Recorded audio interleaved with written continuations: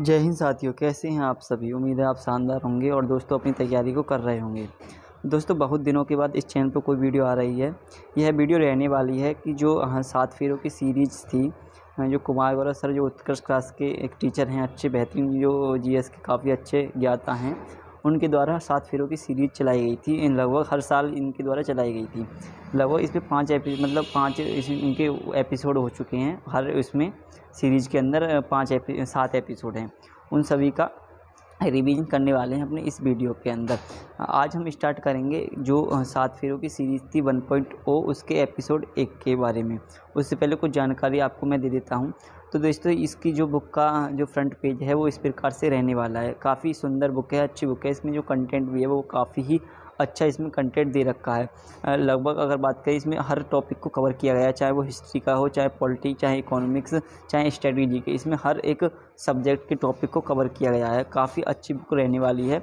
इसके अगर बात करें, इसके लगभग 35 इसमें एपिसोड हो चुके हैं। उन सारे 35 के 35 एपिसोडों को हम अपनी इस यूट्यूब चैनल पर कराने वाले हैं। और नेक्स्ट बात करें दोस्तों, अगर इसमें एक ऐड किया हुआ है चैप्टर, उसका नाम है स्टैटिक विशेषांक। उसको भी हम इस वीडियो अपनी आगे आने वाली वीडियो में कवर करने वाले हैं। दोस्तों अगर वीडियो आपको अच्छी लगी तो वीडियो को लाइक करना, चैनल पर नए हो तो चैनल को सब्सक्राइब कर देना। इसकी पीडीएफ भी मैं जो भी एपिसोड 1 है तो इसकी एपिसोड की पीडीएफ मैं अपनी टेलीग्राम चैनल पर डाल दूँगा। वहाँ से जाकर आप इसका और दोबारा से रिवीजन कर सकते हैं, बार बार पढ़कर। बिना देरी करते हैं वीडियो को स्टार्ट। और मेरे टेलीग्राम चैनल का लिंक वीडियो के डिस्क्रिप्शन में मिल जाएगा, वहाँ से आप ज्वाइन कर लेना टेलीग्राम को, और इसकी पीडीएफ वहाँ से आप डाउनलोड कर लेना। दोस्तों वीडियो को करते हैं स्टार्ट। तो एपिसोड 1 का आज हम रिवीजन करने वाले हैं। पहला ही टॉपिक है इसमें, जो एपिसोड 1 में सिंधु घाटी सभ्यता। तो भारतीय उपमहाद्वीप में स्थित सिंधु घाटी सभ्यता को कांस्ययुगीन सभ्यता कहा जाता है दोस्तों, या हड़प्पा सभ्यता के रूप में भी इसको जाना जाता है। जो हमारी सिंधु घाटी सभ्यता थी, इसको हम हड़प्पा सभ्यता या कांस्ययुगीन सभ्यता के बारे में जानते हैं। नेक्स्ट बात करें दोस्तों, रेडियो जो कार्बन डेटिंग है C14 के आधार पर सिंधु घाटी सभ्यता का जो कालक्रम, मतलब उनकी अवधि कितनी थी, लगभग 2300 BC से लेकर 1750 BC के मध्य मानी जाती है। नेक्स्ट बात करें दोस्तों, इस सभ्यता का जो प्रथम नगर था वो हड़प्पा था, इसीलिए इसका नाम हड़प्पा सभ्यता भी कहते हैं। इसका सर्वप्रथम इसकी खोज किसके द्वारा 1921 में दयाराम साहनी जी के द्वारा इसकी खोज की गई थी। अगर बात करें, मोहनजोदड़ो भी इसी का एक शहर था, जो पाकिस्तान के सिंध प्रांत में स्थित सिंधु नदी के किनारे पर स्थित है। और इसका जो अर्थ था, इसका अर्थ जो था, इसका था मृतकों का टीला, मतलब मॉन्यूमेंट ऑफ डेथ, इस प्रकार से इसका अर्थ था। नेक्स्ट बात करें दोस्तों, सिंधु घाटी सभ्यता का सबसे बड़ा नगर कौन सा था, वो मोहनजोदड़ो ही था। इसकी खोज की बात करें तो इसकी खोज 1922 के अंदर राखलदास बनर्जी के द्वारा की गई थी। कालीबंगन की बात करें तो यह राजस्थान के हनुमानगढ़ जिले की पीलीबंगा तहसील के घग्गर नदी के किनारे, मतलब बाएं तट पर स्थित है। और इसका जो अर्थ था वो काले रंग की चूड़ियाँ था। नेक्स्ट बात करें दोस्तों, कालीबंगा आते हैं यहाँ से हवन कुंड के साक्ष्य, जुते हुए खेत के साक्ष्य, भूकंप के साक्ष्य, ऊँट की हड्डियों के साक्ष्य कहाँ से मिलते हैं हमको, वो कालीबंगन से मिलते हैं। और इसकी खोज किसके द्वारा की गई थी, तो अमलानंद घोष के द्वारा 1952-53 के द्वारा मतलब मध्य इसकी खोज की गई थी। नेक्स्ट बात करें, धौलावीरा था वो कहाँ पर था, वो गुजरात के अंदर था। हड़प्पा सभ्यता का एकमात्र नगर था जो 3 स्तरों में विभाजित था। इसका जो पहला स्तर था वो दुर्ग था, दूसरा मध्यम नगर था, तीसरा जो सदन और निचला नगर था। धौलावीरा में जो जल संरक्षण, जो इसका जो मैनेजमेंट था, वो वाटर का बहुत ही अच्छे तरीके से था। नेक्स्ट बात करें, लोथन कहाँ पर था दोस्तों, लोथन था गुजरात के अंदर। लोथन जो था वो गुजरात के अंदर था, और किस नदी के किनारे, भोगवा नदी के किनारे यह स्थित था। यहाँ से हमको मन के बनाने के कारखाने हमको कहाँ से प्राप्त हुए, तो वो लोथन से प्राप्त हुए हैं। नेक्स्ट बात करें दोस्तों, मूल कर्तव्य, जो हमारे ड्यूटीज़ हैं, जो फंडामेंटल ड्यूटीज़ हैं, उनकी बात करें तो भारत में संविधान में मूल कर्तव्यों का उल्लेख नहीं था। इसको संविधान संशोधन के द्वारा जोड़ा गया था। वो कौन सा संविधान संशोधन था, वो 42वां संविधान संशोधन था। 1976 में इसको जोड़ा गया था। और किसकी सिफारिश पर, सरदार स्वर्ण सिंह समिति की सिफारिश पर इसको संविधान के अंदर भाग 4A और 10 मूल कर्तव्यों को जोड़ा गया था। ये केवल 10 मूल कर्तव्यों को जोड़ा गया था, लेकिन जो 11वां मौलिक कर्तव्य था उसको 86वां संविधान संशोधन 2002 के द्वारा मूल कर्तव्य बनाया गया था, मतलब जोड़ा गया था। नेक्स्ट बात करें, भारतीय संविधान में मूल कर्तव्यों की अवधारणा कहाँ से ली गई है, तो सोवियत संघ से मूल कर्तव्य हमारे भारतीय संविधान में लिए गए हैं। नेक्स्ट बात करें अगले प्रश्न की, तो एनी बेसेंट भारतीय राष्ट्रीय कांग्रेस की प्रथम महिला अध्यक्ष थी। जो कलकत्ता अधिवेशन था उसकी अध्यक्षता इन्हीं के द्वारा की गई थी। और कब की गई थी दोस्तों, इनके द्वारा यह अध्यक्षता 1917 में के द्वारा यह अध्यक्षता की गई थी। इनके पत्रिका का नाम था कोमलवीर। कोमलवीर किनकी पत्रिका थी? तो एनी बेसेंट की पत्रिका थी। इन्होंने सितंबर 1916 के अंदर मद्रास चेन्नई में Akhil Bharatiya home rule league की स्थापना की थी। होम रूल लीग की स्थापना जो थी वो एनी बेसेंट और बाल गंगाधर तिलक दोनों के द्वारा की गई थी।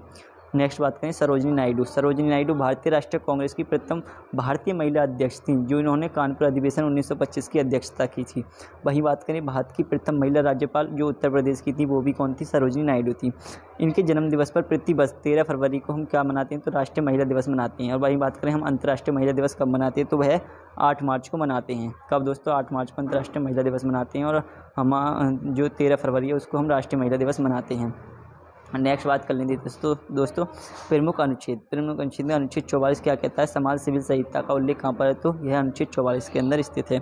अब भारतीय संविधान का भाग 4 कहाँ पर क्या कहता है? तो डीपीएसपी के बारे में भाग 4 बताता है।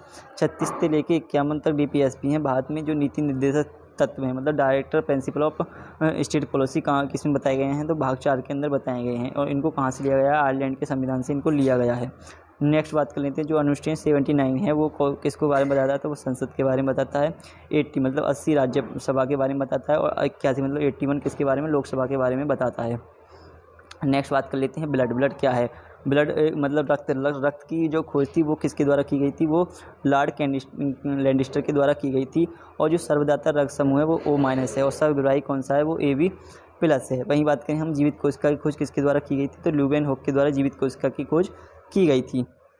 अगर बात करें दोस्तों रक्त जो परिसंचरण तत्व है इसकी खोज किसके द्वारा? विलियम हार्वे के द्वारा की गई थी। आनुवांशिकता की खोज किसके द्वारा की गई थी? तो ग्रेगर जॉन मेंडल जो थे उनके द्वारा आनुवांशिकता के नियम की खोज की गई थी। वही बात करें रक्त क्या है? तो रक्त एक तरल संयोजी ऊतक है। लिक्विड टिश्यूज़ इसको कुछ कहते हैं, मतलब collective tissues, liquid connective tissues इसको कहते हैं। इसका जो pH मान होता है वो 7.4 होता है। pH पैमाने की खोज सोरेनसन के द्वारा की गई थी। नेक्स्ट बात कर लेते हैं दोस्तों अगले प्रश्न क्या है कि सत्यमेव जयते जो था वह भारत का राष्ट्रीय आदर्श वाक्य है। इसको जो कहाँ से लिया गया है? तो मुंडकोपनिषद से लिया गया है। इसका अर्थ क्या है? सत्य की हमेशा जीत होती है, सत्यमेव जयते का अर्थ है। नेक्स्ट बात करें 4 आश्रम। 4 आश्रमों का उल्लेख कहाँ पर है? तो ज्वालोनोपनिषद में 4 आश्रमों का उल्लेख है। ब्रह्मचर्य आश्रम, गृहस्थ आश्रम, वानप्रस्थ आश्रम और संन्यास आश्रम, इन सभी का उल्लेख कहाँ पर है? तो ज्वालोनोपनिषद के अंदर है। वहीं बात करें 4 वर्णों का उल्लेख कहाँ पर है? तो 4 वर्णों का उल्लेख ऋग्वेद के 10वें मंडल में जो पुरुष सूक्त है उसमें 4 वर्णों का उल्लेख है। कौन कौन से वर्ण थे? वह ब्राह्मण था, क्षत्रिय था, वैश्य था और शूद्र था। ये 4 वर्ण थे। नेक्स्ट बात करें 4 धाम कौन कौन से हैं? तो 4 धाम हैं दोस्तों, 1 मिनट। 4 धाम कौन कौन से हैं? तो वो हैं बद्रीनाथ उत्तराखंड के अंदर, द्वारिका गुजरात के अंदर, पुरी उड़ीसा के अंदर, रामेश्वरम तमिलनाडु के अंदर स्थित है। नेक्स्ट बात कर लेते हैं अगले प्रश्न क्या है कि जो प्रमुख ग्रंथियाँ हैं, प्रमुख ग्रंथियाँ कौन कौन सी हैं? प्रमुख ग्रंथियाँ की बात करें तो अग्नाशय ग्रंथि। अग्नाशय इस ग्रंथि की जो बीटा कोशिका है, जिसकी बीटा सेल है, उससे इंसुलिन हार्मोन निकलता है। इंसुलिन की कमी से कौन सा रोग होता है? तो मधुमेह रोग होता है। यह एक मिश्रित ग्रंथि है, मतलब ग्लैंड है। कौन सी? मिश्रित, मिक्सचर ग्लैंड है यह। इस ग्रंथि के रस को पूर्ण पाचक के रस कहा जाता है। जो इस ग्रंथि के रस को क्या कहा जाता है? पूर्ण पाचक रस कहा जाता है। नेक्स्ट बात करें थायराइड ग्रंथि। थायराइड ग्रंथि यह सबसे बड़ी अंतःस्रावी ग्रंथि होती है। इस ग्रंथि से थायरोक्सिन हार्मोन निकलता है। आयोडीन की कमी के कारण इस ग्रंथि का आकार बढ़ जाता है। और हसिया माता रोग जो है इसी ग्रंथि से संबंधित है। नेक्स्ट बात करें पीयूष ग्रंथि की। तो पीयूष ग्रंथि, इस ग्रंथि को मास्टर ग्रंथि भी कहा जाता है। इस ग्रंथि से प्रोलैक्टिन, ऑक्सीटोसिन और वैसोप्रेसिन हार्मोन निकलता है। नेक्स्ट बात करें जो वृषण ग्रंथि है, यह एक नर जनन ग्रंथि है। इस ग्रंथि से टेस्टोस्टेरोन हार्मोन निकलता है। नेक्स्ट बात करें नेक्स्ट है कि एड्रिनल ग्रंथि। इस ग्रंथि को लड़ो या भागो ग्रंथि भी कहते हैं। यह एक अंतःस्रावी ग्रंथि है। अंतःस्रावी ग्रंथि की खोज विलियम वेलिस और अर्नेस्ट स्टेलिंग के द्वारा की गई थी। नेक्स्ट बात करें वेदों में नदियों के नाम। वेद जो हैं उनमें नदियों के नाम। झेलम नदी का नाम क्या है? वितस्ता है। चिनाब नदी का नाम क्या है? अस्कनी है। रावी नदी का नाम क्या है? परुषणी है। सतलज नदी का नाम क्या है? सतुद्री है। और गंडक नदी का क्या है? सदानीरा को। गंडक नदी को क्या कहते थे वेदों के अंदर? सदानीरा कहा जाता था। नेक्स्ट बात करें वेदों में जो था वो गाय को क्या कहा जाता था? तो अगन्या कहा जाता था, मतलब न मारे जाने वाला पशु अगन्या कहा जाता था। नेक्स्ट बात कर लेते हैं दोस्तों नेक्स्ट है जो संयुक्त राष्ट्र पर्यावरण कार्यक्रम UNDP मतलब United nation environment programme.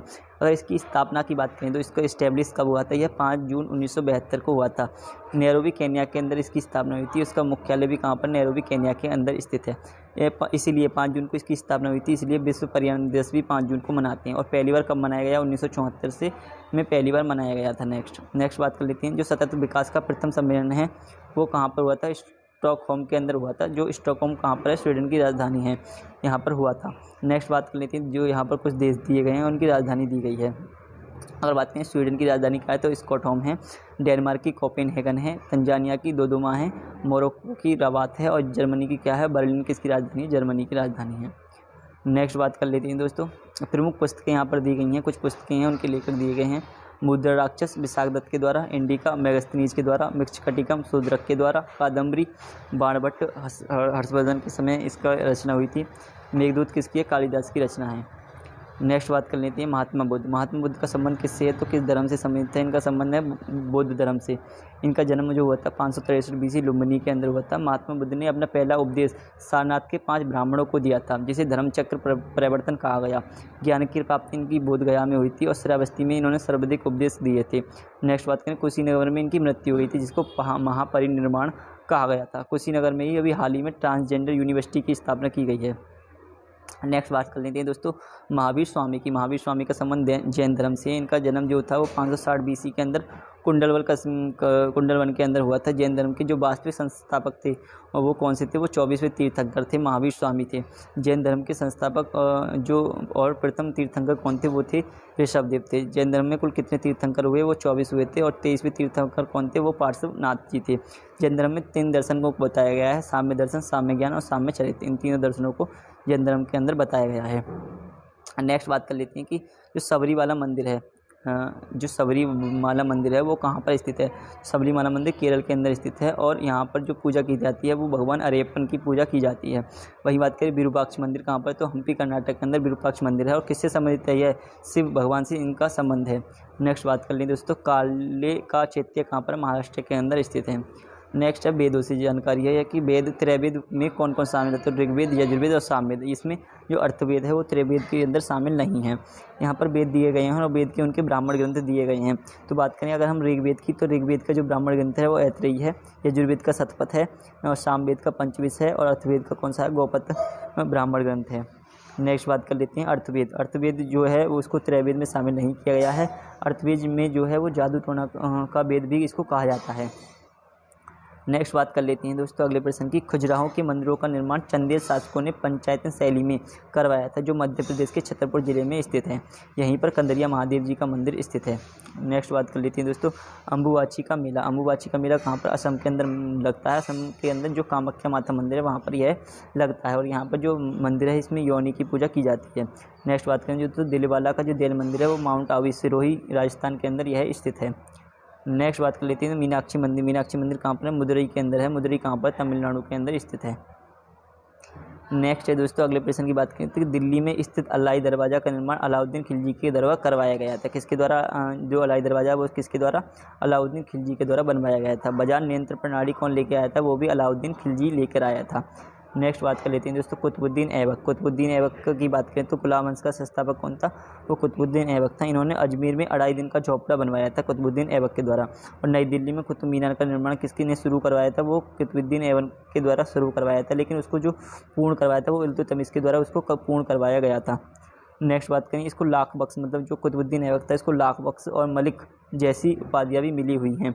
Next बात करें अकबर के द्वारा बुलंद दरवाजे का निर्माण कब करवाया गया था? गुजरात विजय के उपलक्ष्य में करवाया गया था। और जो बुलंद दरवाजा है फतेहपुर सीकरी के अंदर जो आगरा में स्थित है, आगरा यूपी के अंदर स्थित है।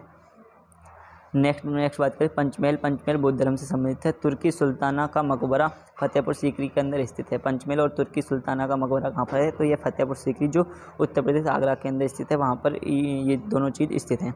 वही बात करें दिल्ली में स्थित हुमायूं का मकबरा जिसको पूर्व का ताजमहल कहते हैं, यह एक चारबाग शैली में बना हुआ है और इसका निर्माण हाजी बेगम के द्वारा करवाया गया था। नेक्स्ट बात कर लेते हैं और बात करें चित्रकला का जो स्वर्णकाल है वो किसको कहा जाता है? जहांगीर के काल को चित्रकला का स्वर्णकाल कहा जाता है। वहीं वास्तुकला का स्वर्णकाल किसके? शाहजहां के काल को वास्तुकला का स्वर्णकाल कहा जाता है। नेक्स्ट बात कर लेते हैं दोस्तों ऋग्वेद में 10 मंडल हैं, 1028 सूक्त के हैं। इसके तीसरे मंडल में गायत्री मंत्र का उल्लेख है जो सूर्य देवता को समर्पित है। वहीं इसके 9वें मंडल में सोम देवता का उल्लेख है और 10वें मंडल में पुरुष सूक्त है जो 4 वर्णों का उल्लेख प्रदान होता है, मतलब होता है, उसमें पता चलता है हमें पुरुष सूक्त के अंदर 4 वर्णों का उल्लेख था। नेक्स्ट बात कर लेते हैं दोस्तों, अगले प्रश्न की बात करें तो अगला प्रश्न है कि G7 की शुरुआत अमेरिका और उसके सहयोगियों द्वारा 1970 के दशक के अंत में वैश्विक आर्थिक संकट से लड़ने के लिए की गई थी। अगर बात करें G7 में जो शामिल देश हैं वो जर्मनी, फ्रांस, जापान, संयुक्त राष्ट्र अमेरिका, USA मतलब इटली, कनाडा और यूनाइटेड किंगडम है। बाद 2024 में G7 शिखर सम्मेलन बोकारो मतलब कुल मिला के इटली के अंदर जो अपुलिया है यहाँ पर इसका सम्मेलन हुआ था G7 का 2024 के अंदर। अब बात करें G7 में जो देश हैं इसकी ट्रिक क्या रहने वाली है, उसकी ट्रिक है गर्लफ्रेंड को जूस पिलाना। G से हो जाएगा जर्मनी, F से हो जाएगा फ्रांस, J से हो जाएगा जापान और U से हो जाएगा USA, I से हो जाएगा इटली, C से हो जाएगा कनाडा और E से हो जाएगा इंग्लैंड। ये इसकी ट्रिक रहने वाली है। नेक्स्ट बात कर लेते हैं दोस्तों भारत के गवर्नर जनरल और वायसराय। अगर बात करें भारत के प्रथम गवर्नर कौन थे तो प्रथम गवर्नर लॉर्ड क्लाइव थे। भारत के प्रथम गवर्नर जनरल कौन थे तो वॉरेन हेस्टिंग्स थे। सॉरी मैं कह रहा हूँ बंगाल के प्रथम गवर्नर कौन थे तो क्लाइव थे और बंगाल के प्रथम गवर्नर जनरल कौन थे वॉरेन हेस्टिंग्स थे। वहीं बात करें भारत के प्रथम गवर्नर जनरल कौन थे तो लॉर्ड विलियम बेंटिक थे और भारत के प्रथम वायसराय कौन थे तो लॉर्ड कैनिंग थे और भारत के प्रथम भारतीय गवर्नर जनरल कौन थे तो सिराज गोपालाचारी थे। नेक्स्ट बात कर लेते हैं दोस्तों लॉर्ड विलियम बेंटिक के समय विधि आयोग की स्थापना की गई थी। किसके समय? लॉर्ड विलियम बेंटिक के समय। इन्हीं के समय एक विधि आयोग बनाया गया था जिसके अध्यक्ष थे मैकाले।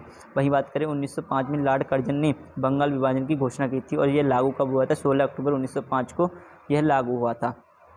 नेक्स्ट बात कर लेते हैं 7 अगस्त 1905 को जो कोलकाता है उसके टाउन हॉल से स्वदेशी आंदोलन की शुरुआत हुई थी और विदेशी वस्तुओं का बहिष्कार इसी दिन किया गया था। नेक्स्ट बात कर लेते हैं जो स्थायी बंदोबस्त है जो जमींदारी व्यवस्था है इसको शुरू करने वाला कौन था तो कॉर्नवालिस था। रैयतवाड़ी को शुरू करने वाला कौन था तो रीड और मुनरो था और महलवाड़ी को शुरू करने वाला कौन था? मैकेंजे के द्वारा इसको शुरू किया गया था। नेक्स्ट बात कर लेते हैं अगले प्रश्न की कि पारिस्थितिकी तंत्र में ऊर्जा का 10% प्रभाव एक ही दिशा में होता है।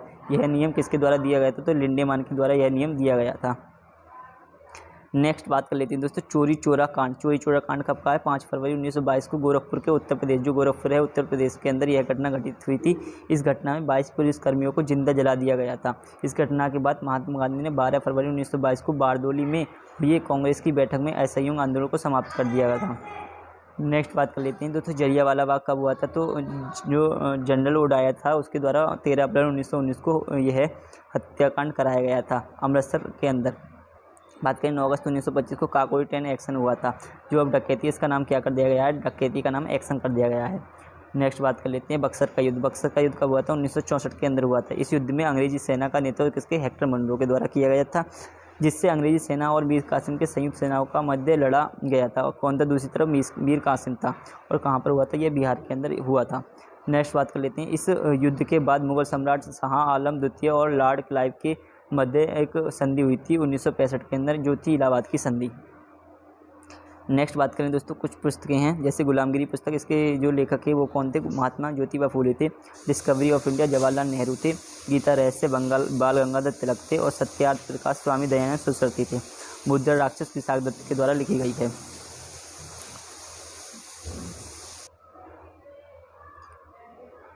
नेक्स्ट क्वेश्चन की बात करें तो नेक्स्ट क्वेश्चन है कि वैलेंटाइन सिरो ने बाल गंगाधर तिलक को क्या कहा था? तो बाल गंगाधर तिलक को कहा था भारतीय अशांति का जनक।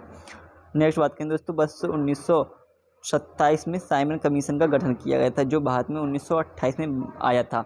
इसी समय मोतीलाल नेहरू ने ही अपनी एक नेहरू रिपोर्ट प्रस्तुत की गई थी। नेक्स्ट बात करें दोस्तों गांधी इरविन समझौता कब हुआ था? तो 5 मार्च 1931 को हुआ था। इसको दिल्ली समझौता भी कहा जाता है।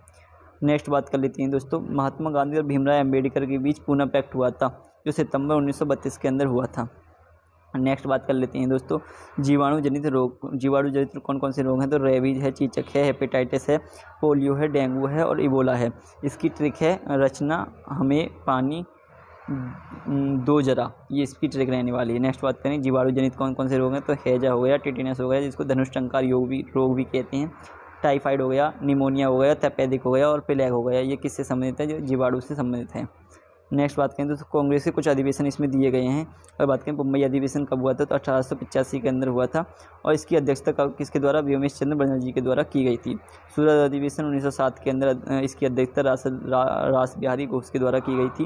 वहीं बेलगाम की जो बेलगाम अधिवेशन था 1924 के अंदर हुआ था, इसकी अध्यक्षता एकमात्र बार जो है गांधी जी के द्वारा की गई थी। लखनऊ अधिवेशन 1916 के अंदर हुआ था, इसकी अध्यक्षता जो था अंबिका चरण मजूमदार के द्वारा की गई थी। 1916 में ही जो लखनऊ अधिवेशन हुआ था उसमें कांग्रेस की जो गर्म पंथ था और नरम पंथ था वो एक हो गए थे, जो 1907 में अलग हुए थे वो एक हो गए थे। नेक्स्ट बात कर लेते हैं दोस्तों, अगले प्रश्न की बात करें तो दोस्तों अगला प्रश्न है कि नेपाल की प्रथम महिला राष्ट्रपति कौन थी, तो विद्या देवी भंडारी थी। नेपाल की राजधानी की बात करें तो काठमांडू इसकी राजधानी है और दक्षिण का मुख्यालय मतलब सार्क का मुख्यालय कहाँ पर है, नेपाल काठमांडू के अंदर स्थित है। श्रीलंका की राजधानी श्री विजयवर्धनपुरम कोटे है। बांग्लादेश की राजधानी ढाका है और थिम्पू की राजधानी क्या है, सॉरी भूटान की राजधानी क्या है, वो थिम्पू है। नेक्स्ट बात कर लिए दोस्तों, म्यांमार से सीमा लगाने वाले शहर कौन कौन से हैं, तो राज्य कौन कौन से, तो उत्तर से दक्षिण की बात करें तो अरुणा मामी मतलब अरुणा मामी मतलब अरुणाचल प्रदेश, नागालैंड, मणिपुर और मिजोरम, ये जो राज्य हैं वो म्यांमार से सीमा लगाते हैं। नेक्स्ट बात कर लेते हैं दोस्तों, विश्व के प्रमुख मरुस्थल कौन से हैं, तो ट्रकला मकान कहाँ पर है, चीन के अंदर है। पैटागोनिया कहाँ पर है, अर्जेंटीना के अंदर है। गोबी कहाँ पर है, मंगोलिया और चीन के बॉर्डर पर है। रब उल खाली कहाँ पर, सऊदी अरब के अंदर है। किजलकुल मरुस्थल उज्बेकिस्तान के अंदर है। दस्त-ए-कबीर ईरान के अंदर है। दस्त-ए-लूट ईरान के अंदर है। अथाकामा चिली के अंदर है। केट विक्टोरिया ऑस्ट्रेलिया के अंदर है। तनामी मरुस्थल ऑस्ट्रेलिया के अंदर स्थित है। नेक्स्ट बात कर लेते हैं दोस्तों, पृथ्वी सम्मेलन की बात करें। प्रथम पृथ्वी सम्मेलन रियो डी जेनेरियो के अंदर ब्राज़ील के अंदर हुआ था 1992 के अंदर। इस सम्मेलन में संयुक्त राष्ट्र जो जलवायु कार्यक्रम सम्मेलन था UNFCCC का गठन हुआ था, जो 1994 में गठित हुई थी, मतलब प्रभावी हुई थी, मतलब उसने कार्य अपना स्टार्ट किया था। नेक्स्ट बात करें दोस्तों, UNFCCC नामक संस्था प्रति वर्ष 1995 से जलवायु परिवर्तन के मुद्दों पर चर्चा करते हेतु एक बैठक का आयोजन करती है। उस बैठक को क्या कहते हैं, उसको कहते हैं COP मतलब कॉन्फ्रेंस ऑफ पार्टीज़ उसको कहा जाता है। नेक्स्ट बात करें, वर्ष 2002 में प्रथम सम्मेलन जोहान्सबर्ग में हुआ था, जोहान्सबर्ग के अंदर हुआ था। 31 अक्टूबर 2019 को जम्मू कश्मीर व लद्दाख को 2 नए केंद्र शासित प्रदेशों में मतलब बांट दिया गया था, जिससे अब भारत के अंदर हो गए थे कितने यूटी की संख्या हो गई थी 9। नेक्स्ट बात करें दोस्तों, जो 26 जनवरी था और 2020 के अंदर जो दादरा नगर हवेली थी और दमन दीव था उसको मिलाकर एक केंद्र शासित प्रदेश बना दिया गया। तो अब भारत के अंदर जो यूटी हो गए वो कितने हो गए, 8 हो गए। जो भारतीय मानक समय रेखा 82.5 डिग्री वो पूर्वी देशांतर है, जो नैनी के मिर्ज़ापुर उत्तर प्रदेश से होकर गुजरती है, वो कितने राज्यों से होकर गुजरती है, तो वो कितने राज्यों से होकर गुजरती है, वो 5 राज्यों से होकर गुजरती है। इसकी ट्रिक क्या रहने वाली है, आंधी में छाता ऊपर उड़ा, मतलब आंधी से से मतलब आंध्र प्रदेश हो जाएगा, आंधी में से मध्य प्रदेश हो जाएगा, छा से हो जाएगा छत्तीसगढ़ हो जाएगा, ऊपर से हो जाएगा उत्तर प्रदेश और उससे हो जाएगा तुम्हारा हो जाएगा उड़ा से हो जाएगा उड़ीसा। इस प्रकार 5 राज्यों से यह सीमा रेखा गुजरती है। नेक्स्ट बात करें दोस्तों, मॉन्ट्रियल प्रोटोकॉल ओजोन परत के संरक्षण के लिए 16 सितंबर 1987 को कनाडा के मॉन्ट्रियल में सम्मेलन हुआ था, जिसके उपलक्ष्य में प्रतिवर्ष 16 सितंबर को विश्व ओजोन संरक्षण दिवस की मनाया जाता है और जैव विविधता दिवस कब मनाया जाता है, 22 मई को मनाया जाता है। नेक्स्ट बात करें दोस्तों, जल दिवस कब मनाया जाता है, तो यह 22 मार्च को मनाया जाता है और पृथ्वी दिवस 22 अप्रैल को मनाया जाता है। नेक्स्ट बात कर लेते हैं दोस्तों, GI टैग जिसको जियोग्राफिकल इंडिकेटर कहते हैं, GI टैग की फुल फॉर्म है। यह भौगोलिक संकेत अधिनियम 1919 नहीं 1999 का यह अधिनियम है, सॉरी इसमें गलती है थोड़ी, 1999 का यह अधिनियम है। ये 10 वर्षों के लिए दिया जाता है, किसी वस्तु 10 वर्ष के लिए GI टैग दिया जाता है। प्रथम GI टैग था वो दार्जिलिंग की चाय को दिया गया था, जिसका संबंध पश्चिम बंगाल से था। नेक्स्ट बात करें, शाही लीची का GI टैग बिहार को मिला हुआ है। तैनपुर लीची का GI टैग असम को मिला हुआ है। खोला मिर्च और मईरा किला हरमल मिर्च का GI टैग था वो गोवा को मिला हुआ है। नेक्स्ट बात करें रोग की बात करें तो दोस्तों, ब्लू बेबी सिंड्रोम किसके द्वारा होता है, नाइट्रेट की अधिकता से होता है। वहीं कैडमिनियम की अधिकता से इटाई रोग होता है। मरकरी की जो अधिकता हो जाती है उसको मिनीमाता रोग होता है। फ्लोराइड की अधिकता से दांत से संबंधित रोग होते हैं।